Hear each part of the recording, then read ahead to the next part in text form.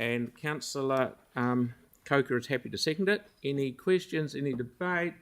I'll put that motion. All those in favour? Thank you. Carried. Mel, yep.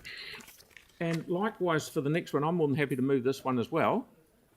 Rapaki Bay Drain name change. And Councillor Fields is more than happy to probably move it and I'll second it. How's that? That would be my preference. Would it? Mr. Mayor, sorry. Only because I cut you short before. No questions, no debate. Oh!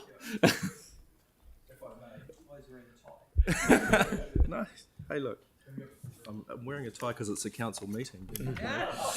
A notable first. Thank you for the opportunity to speak. It might sound like a routine procedural resolution, but we call this thing Rapaki Bay Drain because that's what it is, right? But no, it's actually a water source that flows down from the cradle of Te Poho Tamatea. It has a life force, a mauri, that is a fundamental part of the identity of the people who have lived beside it for hundreds of years, where they named the water source Omaru, which is what it was called for hundreds of years. But somehow, in the tangle of enlightened governments, some long-forgotten functionary hasn't even bothered to have any understanding of the local people or taken the time to understand the meaning of the stream to those people. You might think that it's an administrative oversight. Sure, it's the same type of administrative oversight that led to Te Heru o Kahukura being called Sugarloaf, or Pukeatua being called Dyer's Pass, or even the mighty Whakaraupo lazily becoming Littleton Harbour.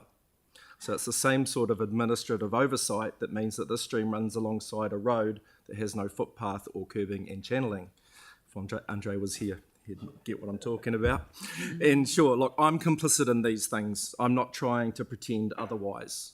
Okay, but which just goes to show how easy it is to disenfranchise a culture with what are not simply administrative oversights, but components of over 180 years of sustained cultural violence against a people who should be an equal partner in the foundation of our country, but get constantly undermined every day in every way through some of the most odious of dog whistle arguments. And you might think, oh, Tyrone, stop getting on your high horse. It's just a stream. And if you're thinking that, that proves my point. Right, all those in favour? Aye. Against? Carried, thank you. Now, you're not going to do the same on this one, are you? Right, we have the last one before tea break. Proposed naming of the reserve is... I'll move that.